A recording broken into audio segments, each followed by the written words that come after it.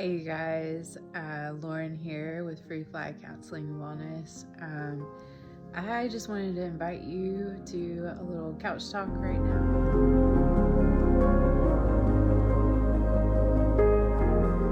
There is so much going on along the Carolinas, upstate to the middle of the state in South Carolina.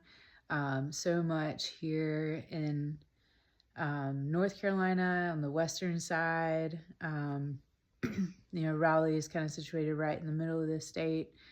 So many folks out east that are trying to support out west with just the aftermath of the hurricane and the tropical storm and all the flooding that has taken place. And so I just kind of wanted to hop on here a second and just kind of invite you to just like a couch conversation that many of us therapists have on our own too. And that would be the topic of compassion fatigue or vicarious trauma. So many people are still in the trauma, they're still in the crisis, and our heart definitely goes out to them. We're praying for them. Many of my own family members are just without power, safe, but without power. And so, but I'm not speaking to that population as much. They need crisis care. And thankfully there's so many counselors that actually have reached out. There's so many churches and, so many teams mobilized to go and deal with the crisis at hand. But I wanted to hop on here and just kind of address those that are supporting those that are managing the crisis or in crisis currently. Maybe family members of people that are in Western North Carolina.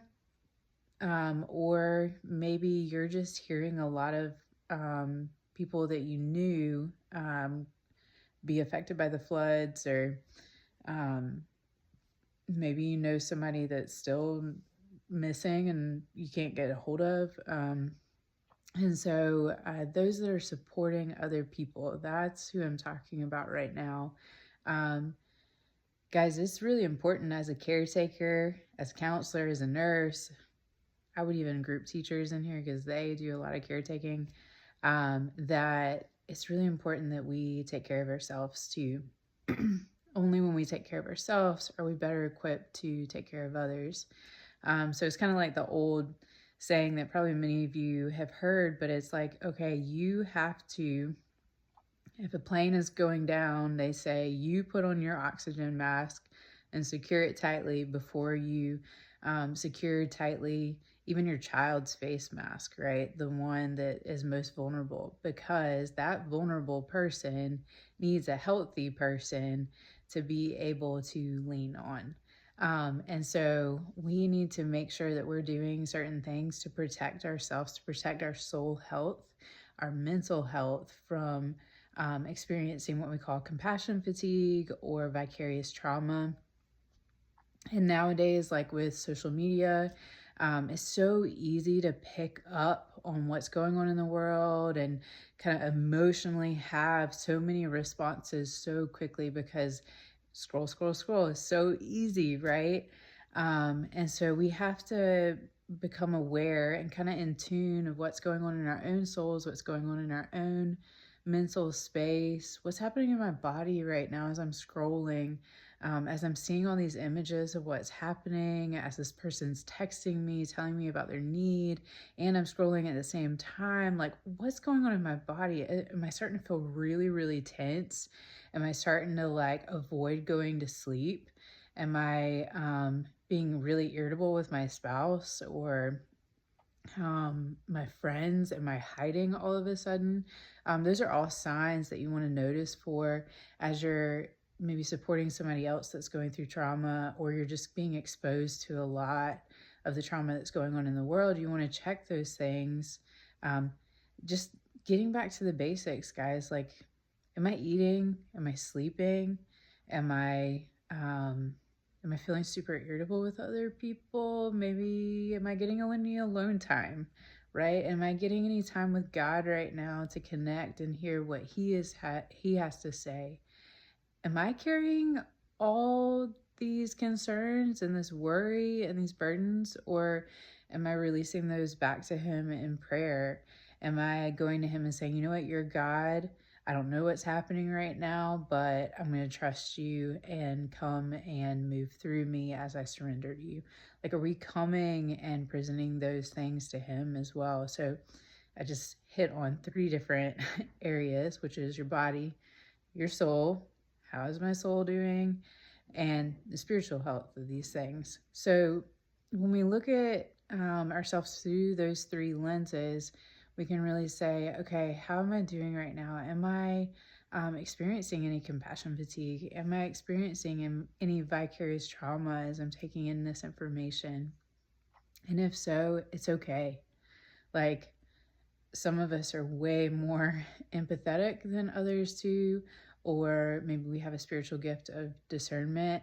Maybe we have a spiritual gift of helps, and it's really hard when we can't help because we love doing that. We love serving others, and when we're told you can't help right now, it triggers something in us, right? And so, we just have to recognize that that is our nature, and then make sure that we are taking care of ourselves first. Therefore, we are able to interact with the world around us from a healthy place. We are able to help others when the time does arise, that we are able to help them and be there for them. But also, we just want to make sure that our communities are healthy in our responses to trauma, to crisis. So some really practical action steps.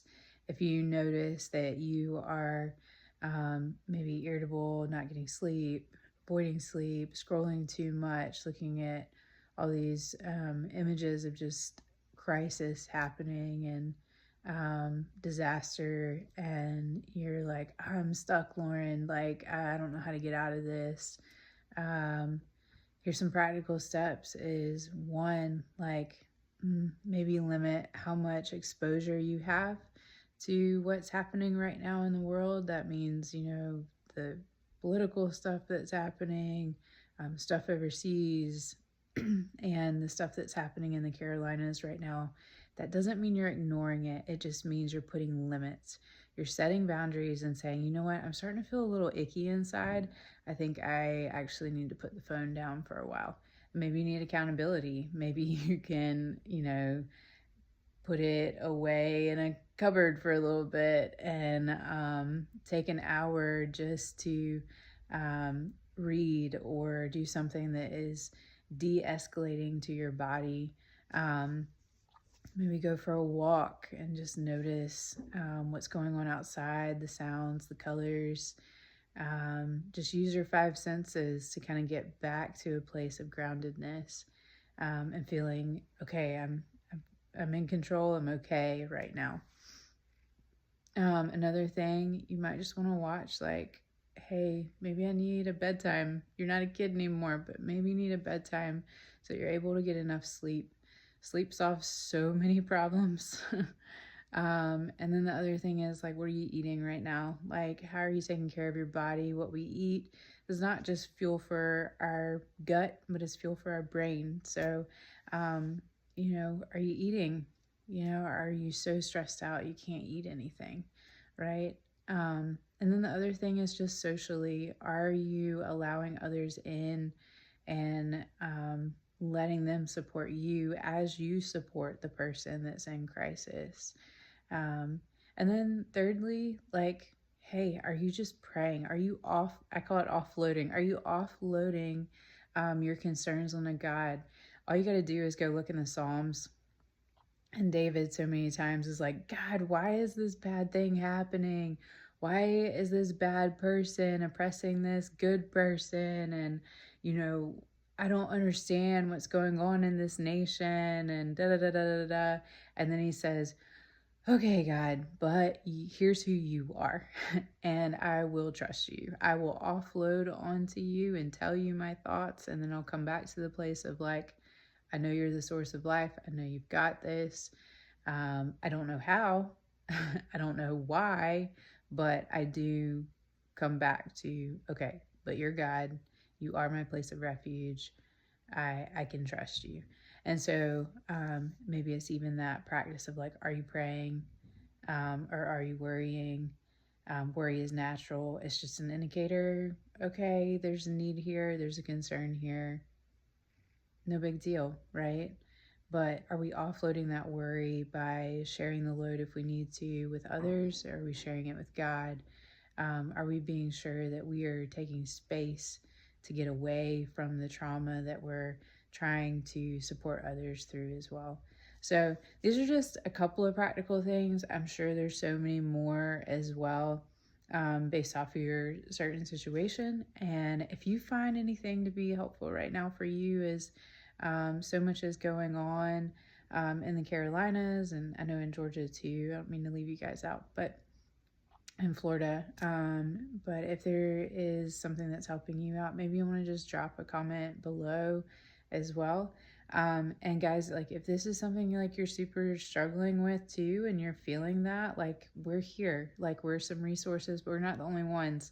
There's counselors, across the Carolinas too, that you can reach out to, and get that support, so that you can also support other people and so that you can live healthy, grounded, whole lives as well, and deal with any of those things that are just getting stirred right now too. And then if you are interested, we have a whole weekend coming up. We have a couple of spots still available where you can learn about this. We talk about compassion fatigue, burnout. How do I care for myself? Oh, I've forgotten how to care for myself. Let me get back to that. We discuss these things a lot on our retreats. Elena and I find that it's so important. We lose our identities when we kind of get wrapped up in the trauma and the caretaking and all of that. And sometimes we can kind of lose our grounding a bit. And so we talk about, the body. How do we move these stressors through the body to get a release? And we talk about the soul. How do I maintain my soul health? Like what I'm talking about. And then the spiritual, like how do I offload to God? Is he even there? What is he saying right now? I don't know. Like we answer all these questions in our retreat, and just allow you to have the experience. And that's our main heart, is just create a safe space to give you the experience. So if you or somebody is just kind of struggling with some of these things like I've been talking about tonight, maybe it's time to book a retreat. Maybe it's time to come and get that in a condensed space with other women that you can kind of bounce ideas off of too. We are so much stronger when we tackle things together. So anyway, if you need that, reach out to us too. If you need any support during this time, reach out to us for some individual care, or don't reach out to us. Just go get the care you need from somebody else. That's great. That's awesome. But anyway, thanks guys for listening and having some couch time with me. Yeah, we'll see you soon. All right. Bye guys.